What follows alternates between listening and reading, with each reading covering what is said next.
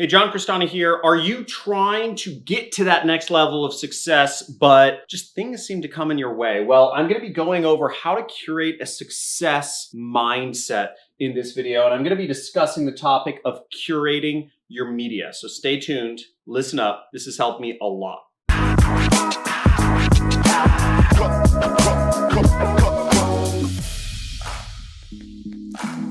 Hey, John Cristani here, and for those of you who don't know, I've been able to create a business that does $7 million. It did $7 million last year with no employees. And the way I've done that is through an insane level of productivity. I've been just, in terms of battling yourself to squeeze every ounce of production and revenue out of yourself is what it takes to really be successful as an entrepreneur and give yourself the best chances of success. So I'm going to be going over a few things here of how to curate your social media. And I'm going to be sharing my experience of how I've been able to do this. And it's not easy. This is some of the hardest work you will ever do in your entire life, folks. But it's very important if you want to become successful. So let's go into the first thing. So the first thing is emails. Now, every single week, what I do is I actually go through and delete emails. I mean, how many times have you just found yourself with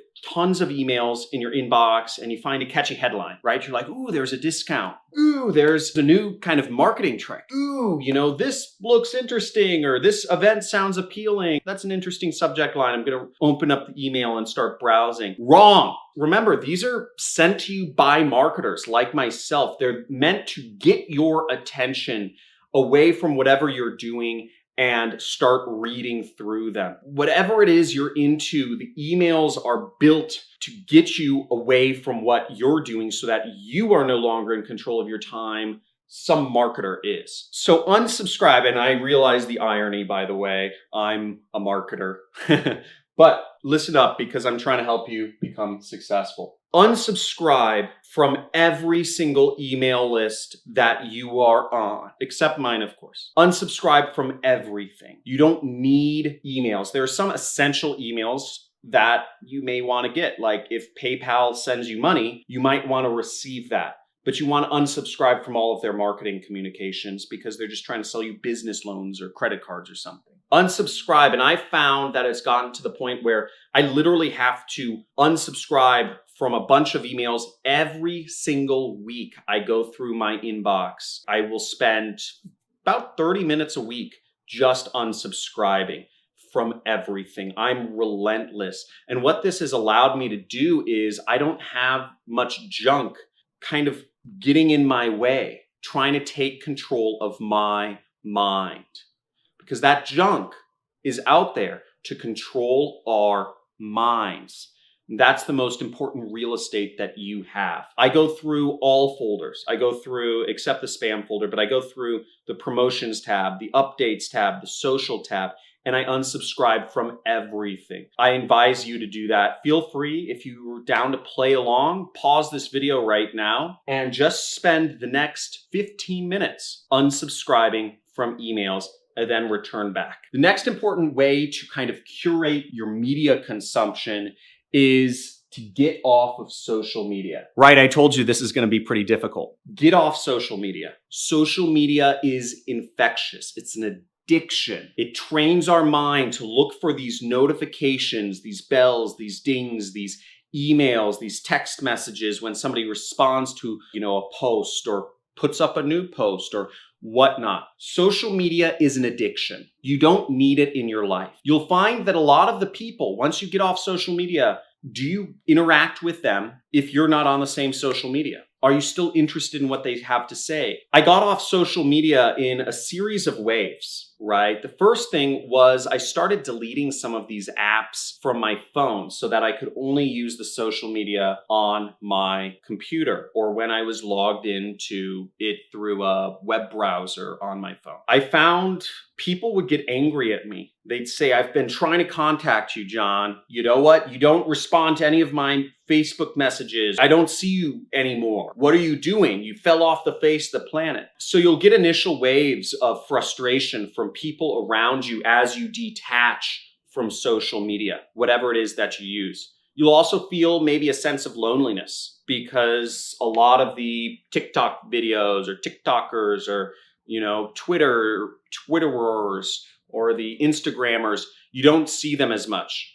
And maybe you end up feeling a little bit out of the loop and you don't understand what people are always talking about anymore. Oh, Dan Bilzerian just posted this crazy photo of him like hanging off the balcony with a bunch of hot chicks. You won't be as in the loop about that. One of the hard things was not being up to date on the news because I used the Facebook news feed to get most of my news, to understand what people were doing or where people were.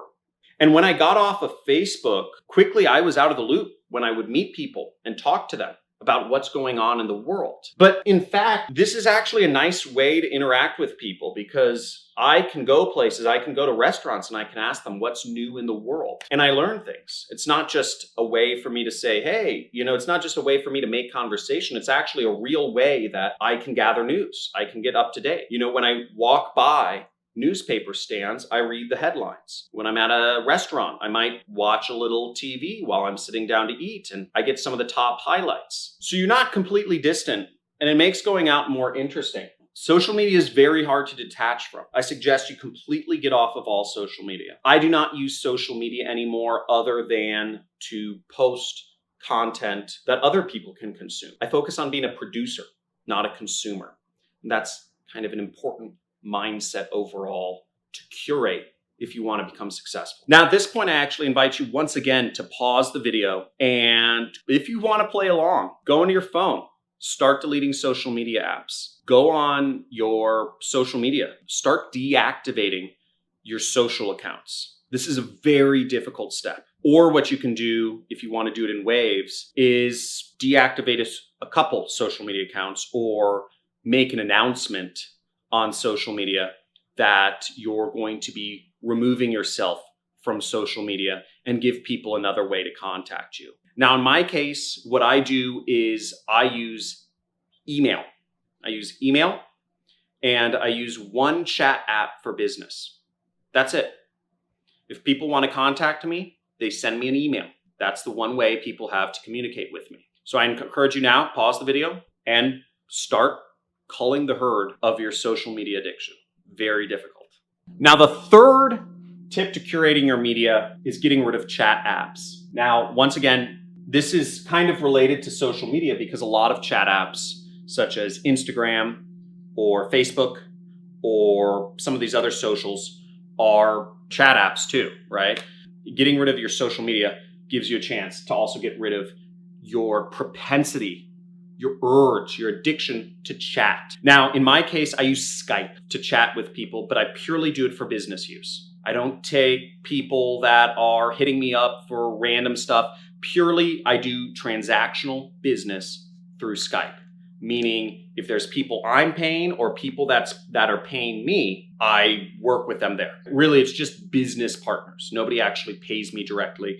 I only have 2 products I sell. So if people want to pay me money, they buy one of those products. So chat apps, I'd cull them down. If you use multiple ways to chat with people, get rid of the other chat apps that aren't as meaningful. Get down to one. And once you get down to one, I like Skype and many other marketers. If you're getting into affiliate marketing, which is where I make my money, I would encourage you to use Skype as well, because that's just where the industry is. Different industries have different chat apps that they use. Voxer is another popular one for marketers, and there are many others. But I suggest wean it down to one. That'll keep your focus on one thing. The other thing I like about Skype is there isn't some sort of like social media feed associated with it. It's purely a chat app. Because Skype is only a chat app, I'm not seduced into getting on the social media feeds or what have you. That's very dangerous. Now, the fourth tip to curating your media is one of the hardest, and it's your phone. Your phone is the most insane, addictive, time-sucking invention of all time. It's there to take your mind into it and to have you keep coming back to it wherever it is at all times of day. Your phone can be the biggest, hardest thing to get rid of. And I'm talking about smartphones. Maybe you only have a phone, right? Maybe you don't have a computer, but your phone is going to keep sucking you into it until it gets all of your time. There are 7 billion data points for Google and Facebook and Instagram and Twitter and TikTok to draw from to figure out human psychology. They know you better than you know yourself. They know your habits. They know how to get you. They know how to trick you to come back. They know what sort of alerts to feed you to get you coming back to them. You can allow them to do that and be part of the mindless herd of sheep, or you can actually take action and cut yourself off from this abusive relationship. What I recently moved back to, which was really hard for me, was this. It's a flip phone. Okay. I love it. You can drop it. The battery lasts forever, or almost forever. But what I found myself doing was even getting rid of many of my social media. I still found myself going back on social media just to read people's comments or to, I'd log on to one of my social accounts through the web browser and I check things. I'd go on my ClickBank or Digistore, my other affiliate accounts, and check stats of how much money I made. I'd go on to my banking. I'd buy stuff through my phone, all sorts of things to get back on the internet to check things out, even with all notifications turned off, with 0 notifications. I mean, that's one of the first things you can do to get rid of your phone addiction, is turn off all notifications.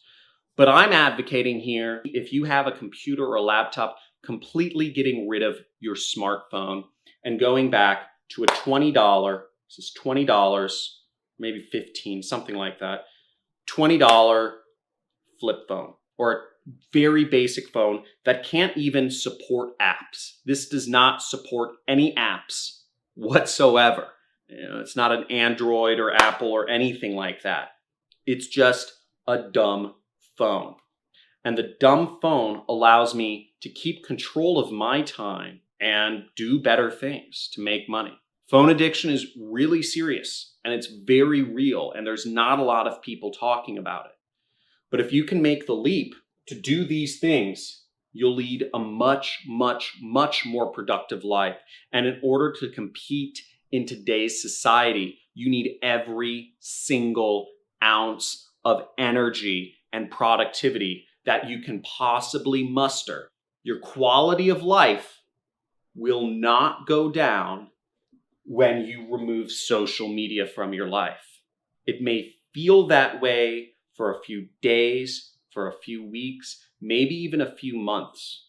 But overall, your life and your ability to be an entrepreneur will get far better over time. Thanks for watching. And if you're down to play along, let me know what steps you took to cure your social media addiction. Another thing about this video, if you've made it this far, let me know what your thoughts are on these kind of mindset videos. I've purposefully taken an approach that I understand many people won't like. Most of my audience will not want to watch these videos, but I want to try something new out where I talk about things that people need rather than just what people want to see or hear. So thank you for watching. Thank you for playing along. I'm committed to just talking about success for a little bit. Have a good day.